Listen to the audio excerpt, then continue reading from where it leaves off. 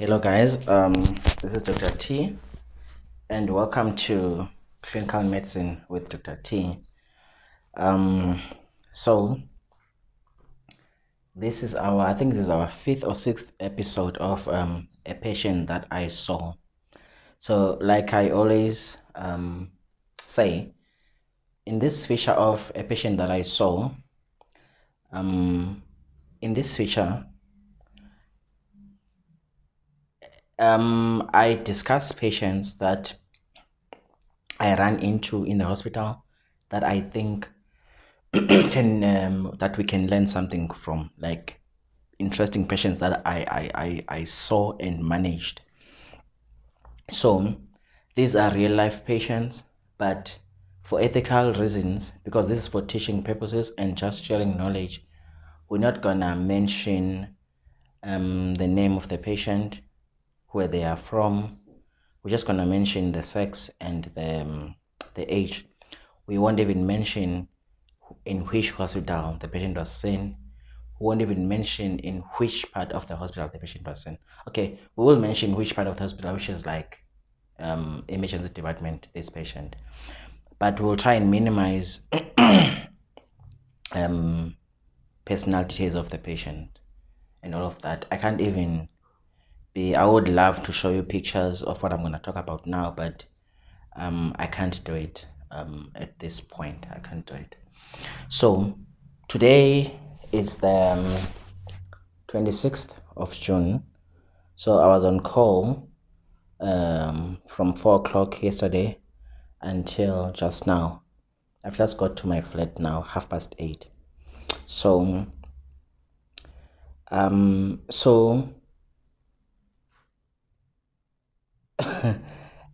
this might put me in trouble, but what we did is, after the call got better around 9 yesterday, because we were two interns that were working in the emergency department, so we were like, okay, we can take breaks.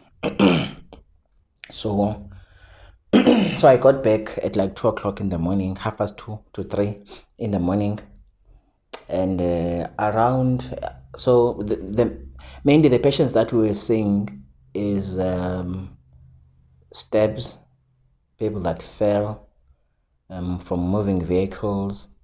So it was MVAs, whether MVAs, few dog bites, and steps. So it's mainly trauma cases, but nothing serious.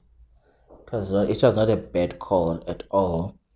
But at like 6 o'clock in the morning, just before 6, a patient came in, brought by the mother and the neighbors, with a history that the patient had suffered burns all over the body.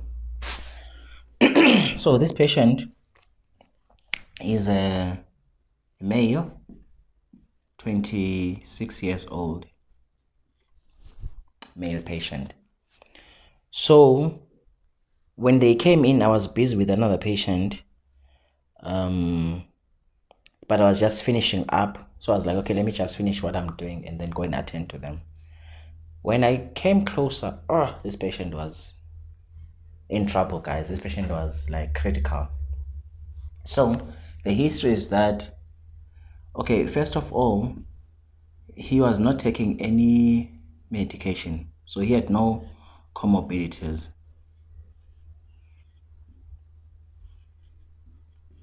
So he was not taking any treatment, according to the mother. So the history is that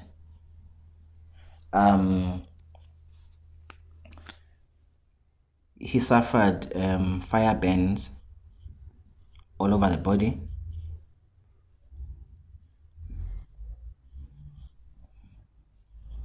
Fire burns all over the body. So it turns out that a house caught fire, and then this guy was trying to save whatever that was inside, including the kids that were inside the house, and then in the process he got he got burned. So this, when they presented at just like, I think it was like 05, 40 something, I think 47, somewhere there, just before 6 o'clock. So the history is that this patient, all of this happened plus minus 2 hours ago. They did go to some hospital, and then they were told, no, it's not our case, go straight to where I'm working. So they came to us. So when I looked at him and then I tried to remove, because he was covered with a blanket, I realized that this guy, he had like extensive second degree burns. Second degree burns.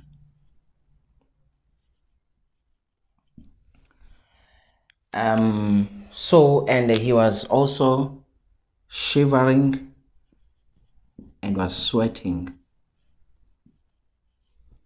He was sweating. And then immediately I was like, okay. I was like to the nurses, okay, guys, we've got a critical patient. This guy is really, really critical. Let's attend to him. So now,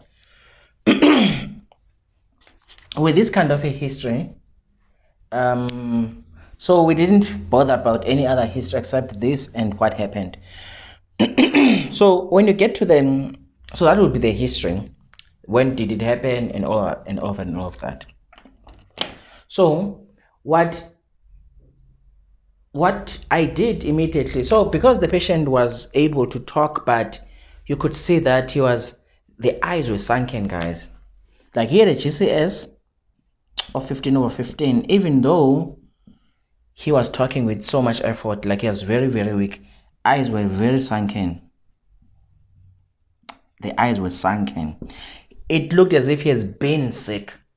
He had been sick, but it was just 2 hours ago that he got this. And it's someone who was walking, talking, who was previously well. The eyes were sunken. And then the fact that he could talk to me reassured me that when it comes to the ABC, now the airway and the breathing, I'm happy with, because he was talking. And another thing that they did, the sets were 96 on room A. So I wasn't worried with AB then. But the main problem, so when you have got a patient who suffered fire burns, you worry about the A, the B, and the C. But someone who suffered water burns or hot porridge burns or whatever, your main thing there is going to be the C. The reason why you worry about A, B on a patient, okay, obviously you can get a patient who gets burns and then they lose so much fluid that they become unconscious and all of that. Then obviously the airway will be compromised and all of that. But this patient was talking, so I wasn't worried much about this. When you've got a patient who has been in a house that has been burning, you worry about airway injuries, because it's like it's inhalation burns. The fumes and the smoke that they are inhaling as they try to pick whatever that is in the house, or they are being removed from the burning house, can injure their airway, and then they start to have breathing problems, drop sets, they become cyanotic, they lose consciousness, they get airway, maybe they get maybe a stride or whatever that can happen. So you worry about that. When someone says it was a burning car, it was a burning house, it was a burning door, yeah, you worry about those. Yeah. So I wasn't worried in this case because he was talking, even though it was with effort and all of that. So the main issue now was this. So I tried to check the BP and the pulse. These were not done. And I understand why they were not done. Is because when I looked at him, this guy, like, the upper limbs were all bent. The lower limbs, part of the limbs were also bent. So putting a cuff, the top layer of the skin, the epidermis, was just, sometimes in other areas it was just peeling off as you touch it. That's how bad it was, ne? So now so I was worried that we don't have this, but I wasn't gonna wait. I wasn't gonna go and ask someone to go get us a blood pressure machine before we can start doing a research on this patient. So what I did immediately was to put 2 IV lines. So what happened is that as I was putting the first line on I put the first line on the right cubital fossa. As I was putting that line, one of the MOs happened to be where I was. He came to collect something. Then I just told him that, hey doc, I might need your help here. We've got a patient who's got extensive second-degree burns. I might struggle with the line, but luckily I got it. And then he said, I'll be with you in a minute. So he came. For the second line, he tried to check in the lower limbs, couldn't find anything. And then eventually we ended up putting the second line in the jugular vein on the left side. It was a central line. So we put the line on the left side of the neck. That was the second line that we put, right? So now, when you've got a burns patient, what will kill the patient immediately, if they've got no breathing problems, airway breathing, that one is fine. So like in this case, what I was more worried about in this particular patient, a talking patient who's got I think that he had an RR of 16. So a patient who's got a good respiratory rate, who's got good sets, who's talking, who's got patent airway, who's breathing, I'm not worried about AB because that one is sorted. Is okay. There's no problem with that. One thing that I was worried about in this patient was hypovolemic shock. When you remember, our body is like, can't remember now if it's 70% or 80% water. That's how much water we have. So if you lose water, so it's easy for these patients to get into hypovolemic shock. That was the worry. So that's why we had to put 2 IV lines. So we put 2 IV lines, and then the fluid of choice there. So this is where Parkland formula had to be used. So before you can do a Parkland formula, remember the Parkland formula. Parkland formula. So it says that 4 mils. This is how you resuscitate the patient multiplied by the total body. The body surface area multiplied by the weight of the patient.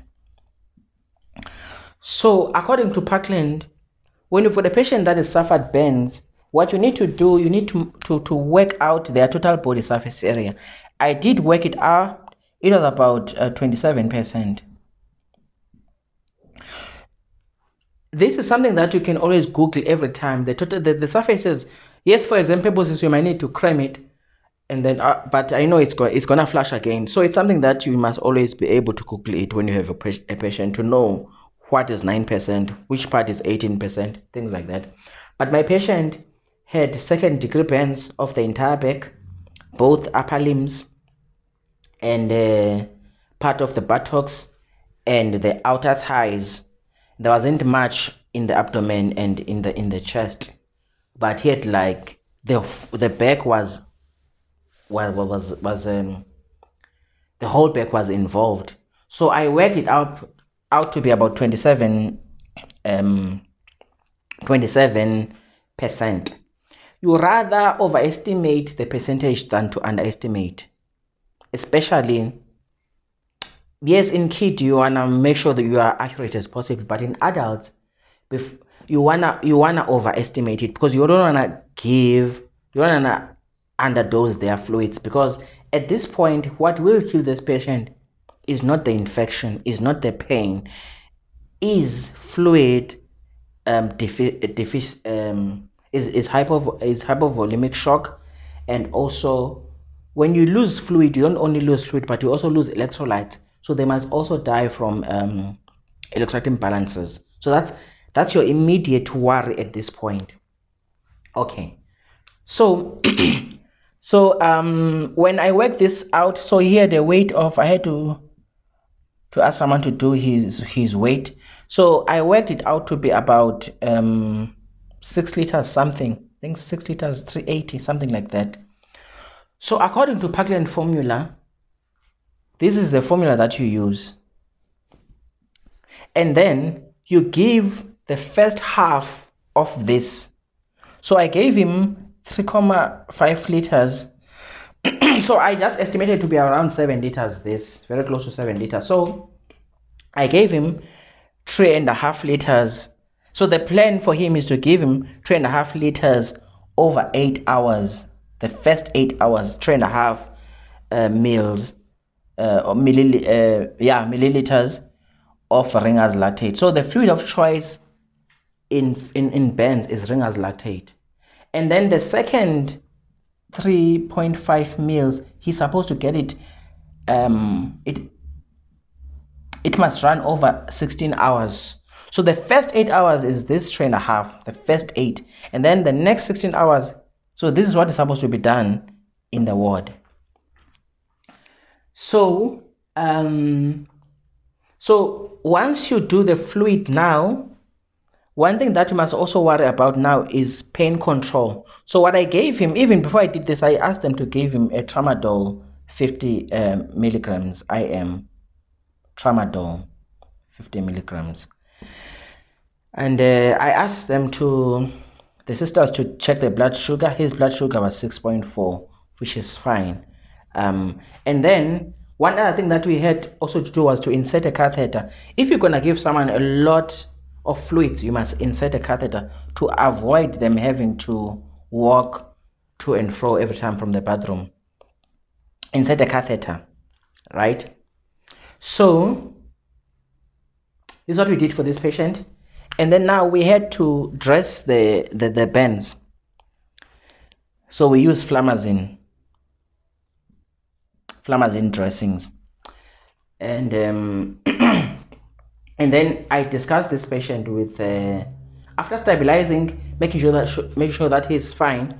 So after all of this, we finally got a BP. So his BP was 128/57 with a pulse of 78. The way this patient looked with the sunken eyes, like they were very sunken guys, and he was sweating, he was shivering. These to me were like, we might be having a patient who's got shock or who is getting into hypovolemic shock. That's why we need to be very quick with our resuscitation, our fluid resuscitation. Yes, we didn't know the blood pressure and the pulse at that point, but we were not going to wait for someone to go and get those, and then the fact that the patient had these, it could be that the normal blood pressure that we have now is because he started to open his eyes fully, started to say, oh, one other thing that we did. So we got blankets for him. Blankets. It's only now that, as I was leaving, that apparently the bear hugger, someone had misplaced the key somewhere, so we couldn't get it. So, but I physically went to get blankets for him from the other side. So we got blankets for him, because remember, if your skin, our skin, it helps us a lot in terms of thermoregulating our body. So if you don't have a skin, you lose a lot of body heat. In this patient, we might have corrected the hypovolemic shock, and then still lose him from hypothermia, because his skin was like off, the top layer of his skin, his epidermis was like off. So it was only the dermis that was visible in most parts, but he didn't have any areas where he had third-degree burns. So the burns that he had, the wounds that he had, all of them were like second degree. So basically, what I'm trying to say here is that when you have a burns patient, so okay, let me just finish with this. So I then discussed this patient after doing all of this, and I was so happy that our catheter after about 2 hours, it had about 900 mils. Our urine bag had about 900 mils of urine. And I'll tell you why it's important. So what I'm trying to say here, guys, is that when you've got a Benz patient, you need to know the Parkland formula. Use the Parkland formula because it tells you how you should resuscitate the patient, so what the patient gets, and it's according to weight and according to total body surface. Some book says that if the patient has got total body surface area of about 10%, 12%, or less than 15%, you don't have to give fluids, ne? But mine had 27, so I wasn't gonna, and already he had signs of shock, so he qualified to be fluid managed aggressively, of which that's what we did with Ringer's lactate. So with Benz, the most important thing with Benz is that you must know how the patient got the Benz. Was it water Benz? Was it fire Benz? Was it because if it's fire Benz, like I said, the airway might be compromised because of inhalation injuries. The patient might come in with a stridor, difficulty in breathing, all those things. So the airway there will need to be taken care of first. Remember, it's airway, breathing, circulation. So you might need to intubate that patient even before you can start the other things. Obviously, in a resuscitation, you're not going to be alone. While someone is trying to secure the airway, someone is trying to put up fluids. So, but circulation takes airway, breathing, circulation takes priority. So you must be mindful of that. So it's important to comment if the patient suffered fire burns, they were in a house that was burning or a car that was burning, you need to comment about the airway and the breathing and the GCS of the patient, obviously. So your thing there is then from there on, circulation, check your vital signs, make sure that the patient is not in shock, because they will die from a compromised airway or they will die from hypovolemic shock.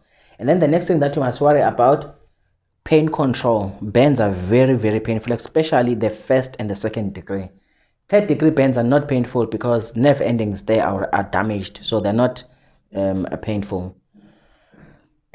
So make sure that you insert a catheter, make sure that you dress them with a good ointment, and make sure that they are warm. And yeah, make sure that they are warm. Make sure that you do everything for them to be warm. We even remove this patient from the sides of where we are working, and then we put him in the middle where we know that the aircon is maximum, but you are still complaining of cold. So yeah, so you don't want to correct the hypovolemia and then they die from hypothermia, and also the blood sugar becomes very crucial as well. Check the blood sugar on your patients. So I took bloods for this patient. Unfortunately, we don't have an ABG, but I took UNEs, I took CK, I also took HB. So yeah, so guys, this is a patient that I saw just now. If I'm forgetting anything, I'll just type, but this is very important. Burns are very important, guys. So now this patient, I discussed with the surgeon on call, who said, okay, admit the patient, we're gonna see the patient in the ward and just put him on pethidine as a form of an analgesia. But I also added diclofenac, and I added also paracetamol as well, and then he's gonna see this patient in the ward. So the burns, I don't think he's gonna need any grafting in the future. But now what is important is this patient needs to be dressed properly. He needs to have a good nutrition, a high protein diet, because the high protein diet, it also helps with healing, because to repair skin, to repair tissues, you need protein. So he's gonna need a high protein diet. He's gonna need physio, so that we make sure that it doesn't develop contracture flexures, because if you have got burns, you want to maintain one position, and if you maintain one position, you're gonna get those contractures. You don't want that. So you want to, as soon as you can control the pain, you want to start physio in this kind of patients. then make sure that they don't get infection. You don't have to give them prophylactic antibiotics, because the flamazine itself, it is an antibiotic. It has got antibiotic properties, so you don't have to give them IV antibiotics at this point. So yeah, guys, thanks for watching. That's a patient that I saw. Bye.